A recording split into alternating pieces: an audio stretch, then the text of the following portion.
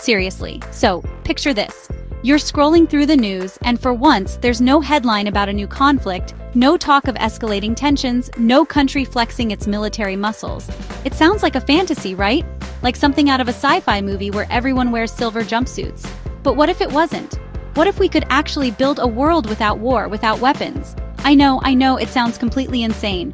When I first thought about it, I felt like I was pitching a movie where pigeons are secretly the world's best diplomats. But stick with me for a second. This isn't just wishful thinking or a vague hope for world peace that we all talk about but never act on. This is a plan, a detailed step-by-step action plan designed for every government on this planet.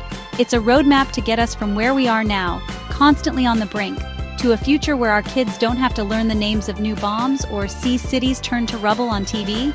It's about taking that universal desire for safety, for lasting peace, for a world where we work together instead of against each other, and turning it into a concrete, achievable reality.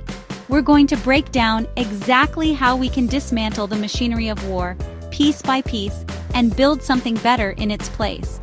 We'll talk treaties, we'll talk money, we'll talk about changing the very way we think about security and defense. It's ambitious, yes, it's bold, absolutely.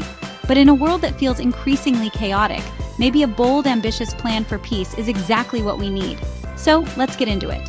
Let's imagine this world together, and then let's figure out how to build it. All right, step 1. You can't just have a secret handshake for world peace. You need paperwork, lots of it. So we start with a global peace treaty framework. I'm talking about a document so official, so universally recognized that every single nation on Earth signs it. Not just the big guys, not just the usual suspects. Everyone, from America to Zambia, from Iceland to Kiribati. This isn't your standard agreement that some countries can just ignore like the terms and conditions on a software update. This is a legally binding universal peace and disarmament treaty. It makes resolving arguments through talking, through diplomacy, the law of the land, the entire land, the whole planet. And to make sure nobody's just signing it and then going back to their old ways, we establish a global peace council. Think of it as the UN's new superpowered older sibling. This council isn't just for show, it's the enforcement arm. Their job is to oversee the whole process, to mediate disputes before they even think about escalating. They're the global referees, and their only goal is to make sure everyone plays by the new rules of peace.